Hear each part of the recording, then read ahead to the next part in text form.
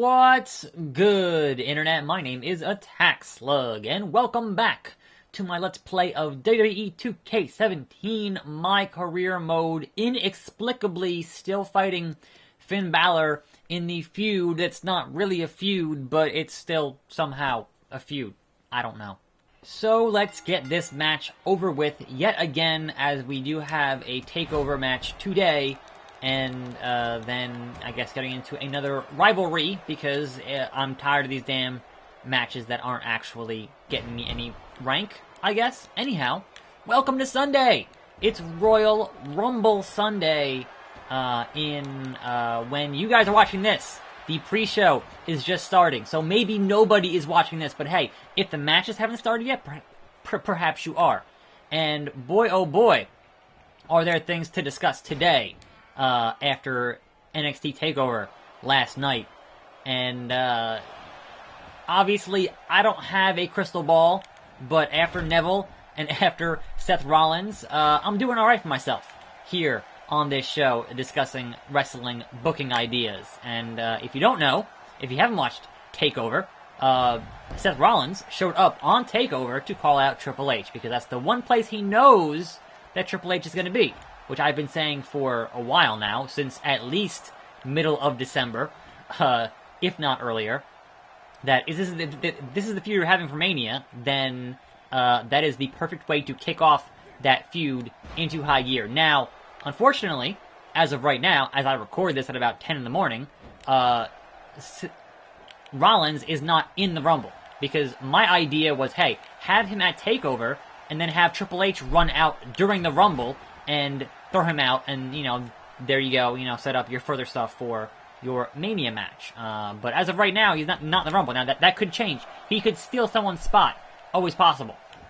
But my other idea, if you're not going to do that, is have Triple H be a surprise entrant in the Rumble, and have Rollins run out and confront him that way is also a possibility. The only thing that I wish they would have done that they didn't do last night at TakeOver is they didn't have Rollins. They didn't send out a heel to get pissed off that Rollins was hijacking the show. And why that would have worked is because you have those two, you send out a heel. You have Rollins and the heel get into it. Rollins gets the better of the heel. Then send out security. Then send out Triple H, right? And then, after Mania, Rollins on the Raw after Mania in the ring gloating about how he defeated Triple H, etc., etc., etc. Music hits, and it was the guy from TakeOver, the heel from TakeOver. Like, that is a good story to tell. But if they don't have anybody, that's ready for that spot, then I can see why they wouldn't do that. But I think that would have been a great spot and a great, bit of a long-term bit of storytelling for, the next few months. But hey, is what it is. I am just glad they did the thing that made the most sense. Like, I can't tell the future. All I know is that I've been watching wrestling for a long time, and sometimes the most obvious thing is the thing that you should do. Now, occasionally it's too obvious, like Roman Reigns winning the Rumble, and then people just shit all over it. But for the most part, a lot of the times, doing the obvious thing does make good booking sense. Oh, imagine that. I'm fighting Nakamura again. Let me see if I can do a promo on a pay-per-view, because this is just ridiculous. Let's call out Diego. Oh, here we go. I'm not a company man. A lot of people are worried about what I'm about to do, and for good reason. I'm not a company man. I'm not a people person. I'm not anything but what I am, which is the reason I make money. I am a concern to this company and a danger to every single superstar on this roster, especially one in particular, Diego. I don't want to call him a loser. I don't want to say this guy I'm about to call out here is a loser, but let's just say if this were the 1980s, you'd never hear his theme music because he'd already be in the ring when the show came back from commercial. He'd be a ham and egger. He'd be a jobber. That's a really good line. I really appreciate that. It's good stuff. Historical context, always important. He's about to win the lottery. Poor choice. So this guy tonight he's about to win the lottery because being in the ring with me is just about the best thing that ever happened to him. Diego, come on down. Watch him no-show it at TakeOver. Come on, Diego. Where's El Torito? Does this mean I win by forfeit? Does this mean I win by forfeit? I know it wasn't a match, but what happens when someone doesn't even answer the call? There is some real, deep, philosophical microphone to the face stuff going on here. In fact, I think it's safe to say, absent any competition coming out here to face me, this makes me the greatest superstar in NXT history. I am the man who will make this fight happen. Don't worry, you didn't get the fight no one wanted to see, but you're going to get it eventually. I'll make sure it happens, because I'm a man who over-delivers. A man who defies expectations and makes things happen. I am the change you want to... Am I CM Punk? What? The voice of the voiceless.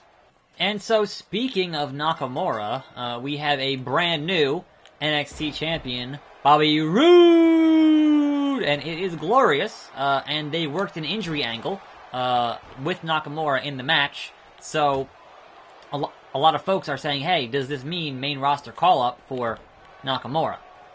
Like, we've already obviously been speculating Joe, because he's been off tapings and, you know, not really working the shows, so I would expect to see Joe at the Rumble tonight. But Nakamura, you're not gonna... There's no way you work a knee injury at TakeOver and then have him in the Rumble. That makes no sense.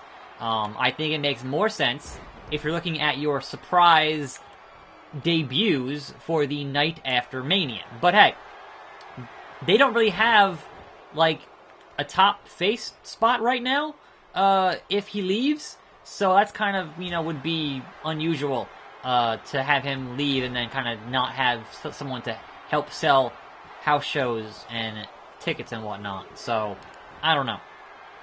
I think that if you don't have him called up for the Raw after Mania, the next best spot would be during the draft in the summer. Assuming they're doing another draft in the summer. You would imagine after the brand split, you would do that every summer, right?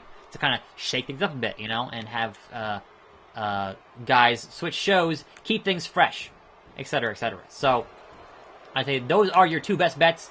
You really, really don't want to leave Nakamura in NXT for another year. That seems insane. The dude's not getting any younger. Seriously. In any event, let us see if this knocks out Nakamura in a very quick and convincing fashion. Just running roughshod on this whole damn division. Anyway, there is news. I'm going to get into one more match here because there is some news to discuss today, and I haven't even gotten to it yet, which is crazy. Not even going to break out. I'm tired of fighting Finn Balor and Nakamura over and over again. I'm tired of it. Let's talk about what happened out there tonight. Okay, Renee Young, let's do just that. I called out Diego. The landscape is wide open. What is next for you?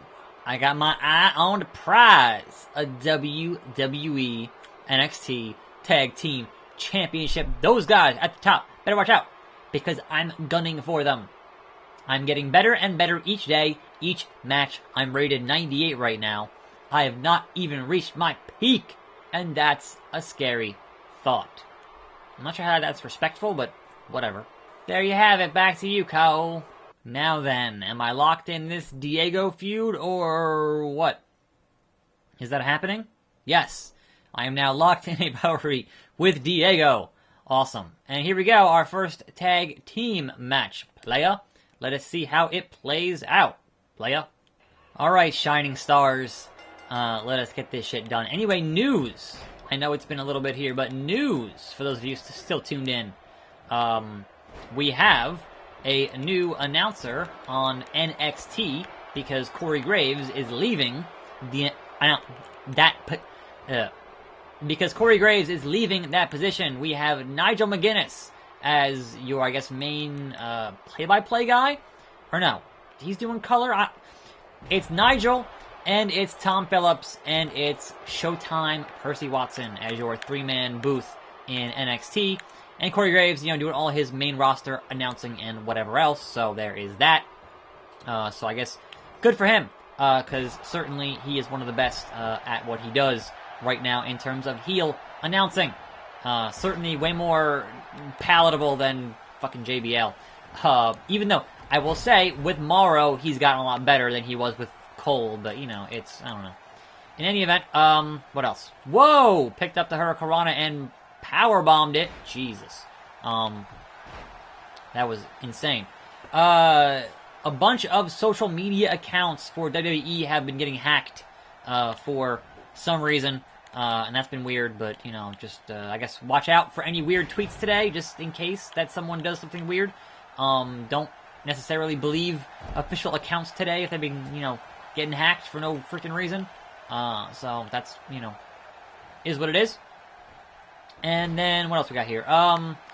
Supposedly, Goldberg, fighting the champion, the Universal Champion, at Fastlane, which introduces a bunch of questions about what's going to happen with the Royal Rumble, because if he's fighting the champion at Fastlane, that means there's a pretty good chance he's not going to win the Rumble, which you know, I don't think anyone really expected him. Like, you don't need him to win the Rumble to have that match with Brock at Mania. Like, that's not necessary, right? But if they want to have Goldberg fight the champion, and if they want to have Goldberg win the Universal title, then you wouldn't put that title on Roman Reigns, right? You would have Owens retain it for some, you know, shenanigans or whatever, and then once he retains it, then you have Goldberg beat Owens at Fastlane, and then I guess you have Brock win the Rumble. Like, that's one way to do it. It isn't the best way, but that's one way to do it. However, if you don't have Brock win the Rumble, and you have Goldberg get that shot at Fastlane, which that's what they seem to be doing here, right? Then, if you had Roman win the belt, right? 1, 2, nope. If you had Roman win the belt, right? And then, obviously, you're not gonna have Roman beat Goldberg clean before Mania. That makes no sense, right? But you still want to have that title match, then you have Brock interfere in that match, cost Goldberg his chance at winning the belt, then you move on to Brock and Goldberg at Mania while keeping the belt on Roman. So there are options there. If that is truly what they're going to go for, you've got a number of options. So I don't know. It all seems pretty weird to me, but like we already knew they were going to have Goldberg work a match at Fastlane. We just didn't know that they wanted to have a match for the Universal title, which seems strange. But, you know, that's kind of what they do. Is they kind of, you know, they go, well, he should be, if we're going to have Goldberg, he should be in the main event. And I'm like, yeah, but, you know, I'm not necessarily, like, if you actually want to push, you know, new talent and not say, hey, we're just going to give Goldberg the belt and have Goldberg and Brock have a match for the belt at Mania, and then whoever wins that match gets fed to Reigns afterwards, because that seems about right. I don't know. But, so yeah, it is referee, fuck off. We are so close now to the Rumble, and I don't necessarily have any last-minute predictions, although I will say, even though I did call Randy Orton as the winner in my official predictions video, in my brain says Randy Orton, because that's totally a Vince thing in terms of, hey, we're going to have this guy be, oh, that's a nice backstabber. This is the guy that we want to have, that we trust to have work this match. Emma, yeah, advice. This is the guy that we trust to have this match at Mania, right? But as we saw, when they wanted to book Randy Orton and Batista at, really, again, at Mania, people shit all over that idea. So, in my brain, it says Randy Orton. My gut says Finn Balor. Even though he's not even confirmed. He might not even be there. But my gut says Finn Balor. So, we'll see. What wins tonight? Will it be the gut or the brain? I don't know. Elsewhere in the Rumble, personally, the spot I want to see is I want to see Goldberg come out number 1. And then I want to see Ellsworth come out number 2.